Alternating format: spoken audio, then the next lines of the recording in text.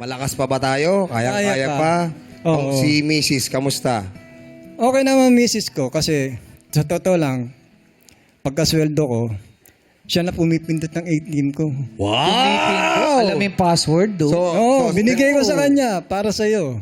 Diretso sa kanya. Oo.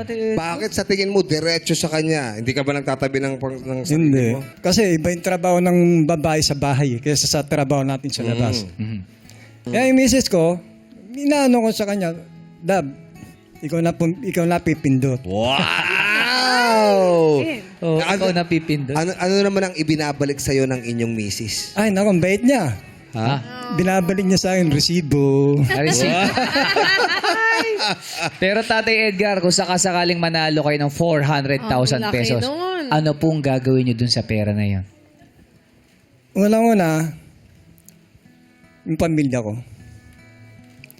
Pangalawa, yung kapwa ko sweeper Oh. na nangangailangan din. Kasi yung pamilya ko, pagka unahin ko sa kanila yung kalusugan, pagagamot ko muna. Hindi ko naintindi yung mga material na bagay. The rest na matitira, babagay ko sa mga kapwa ko sweeper. Wow.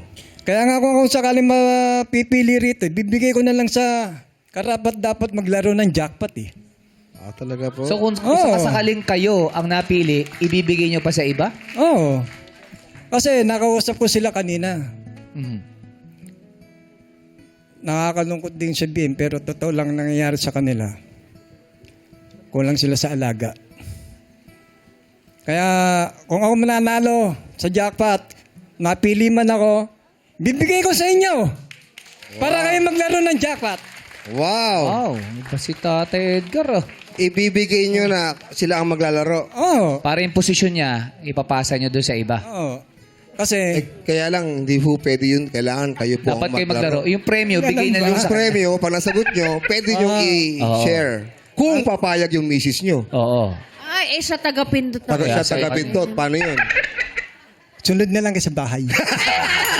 Pag-aambo ng ano doon, ng bago. O ganito, kunyari, nanalo kayo ng 400,000 pesos. Isi-share nyo. Siyempre, sasabihin ng misis nyo, bakit binigay mo yung pera? Bakit hindi na lang sa atin? Anong gusto mo sabihin sa misis mo? Sabihin ko sa misis ko, mas nakakalungkot ng kanilang sitwasyon ng kanilang pamumuhay kaysa sa atin. Tayo, hindi tayo binaba, sila binabaha. Pangalawa, hindi porke sweeper, ganun lang ang sweldo nilang baba. Dapat dagdagan yan. Tama. Tapos, yung ibibigay ko, sakaling makatulong, makakapagbigay tayo ng ginhawa sa kanila. Lalo-lalo kung may mga sakit, yung kanilang pamilya. Yun ang pinaka naisip ko. Mahal ko yung trabaho ko at yung mga kapwa ko trabahador. Ayun. Kaya sana tatay, pagpalain po kayo ng may kapal, no? Good luck po sa inyo, Tatay Edgar. Maraming salamat po. Maganda ang puso ni Tatay Edgar. Yes. Kaya, I'm sure, i-bless pa kayo ng ating Panginoon. Ha? Kaya, ingatan niyo po ang inyong kalusugan dahil marami kayong natutulungan. I'm sure marami kayong tinutulungan. Mapagmahal kayong tatay at asawa. Good luck po sa inyo at sana magtagumpay pa kayo sa buhay. Ganon din po yung bumubuo ng showtime. Thank you po. Pagpalain kayo lalo ni Lord at sa inyong mabuting kalakasan. Salamat sa blessing. Good luck, Tatay Edgar. Maraming salamat po. Maraming salamat sa inspirasyon na ibinigay niyo sa Correct. amin.